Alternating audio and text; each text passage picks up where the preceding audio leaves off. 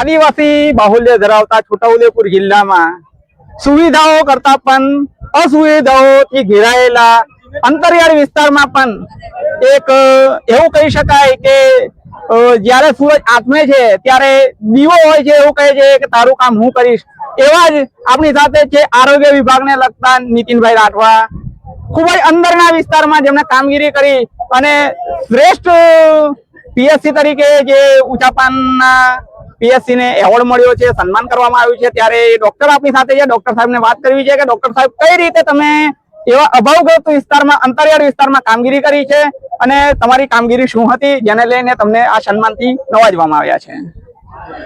અમારું પીએચસી ઉચાપાન છે જે બોડીથી 20 કિલોમીટર દૂર જેવું આવેલું છે, જ્યાં ડિલિવરીની સુવિધાઓમાં ગયા વર્ષે 2025 વર્ષ દરમિયાન આપણે 162 જેવી નોર્મલ ડિલિવરી કરાવી છે અને ઓપીડી સેવાઓ જોઈએ તો એક મહિનાની અંદર આપણે 2200 થી 2500 સુધીની ઓપીડી રહે છે, જેમાં પર ડે ગણવા જઈએ તો 100 ઓપીડી ઉપર દરરોજ જોવામાં આવે છે। તેની સાથે સાથે અલગ કામગીરી જેમ કે પીએમજીવાય, આભા કાર્ડ અને એનસીડી વર્કમાં ખૂબ જ સારું પ્રદર્શન કર્યું છે। ઘણી વખતે નીતિનભાઈ એવું જોવામાં આવે છે કે સરકારી દવાખાના છે, દવાખાનામાં ડોક્ટર પણ છે પણ ડોક્ટરની કામગીરી નથી સારી હોતી। ઘણા દવાખાનાઓ એવા પણ જોવાય છે કે ત્યાં ચાલુ સમયમાં ડોક્ટર હોતા નથી, ત્યારે તમે દિવસની 100 ઓપીડી લો છો અને તો આ બધું છે તમારી ટીમ, તમારી જે સ્ટાફની ટીમ છે એને કઈ રીતે તમે મેનેજ કરો છો? પીએચસી ઉચાપાન સ્ટાફ એક પરિવાર જેવો છે, એમના થકી જ આપણે આ બધું સક્સેસ મેળવી શક્યા છીએ।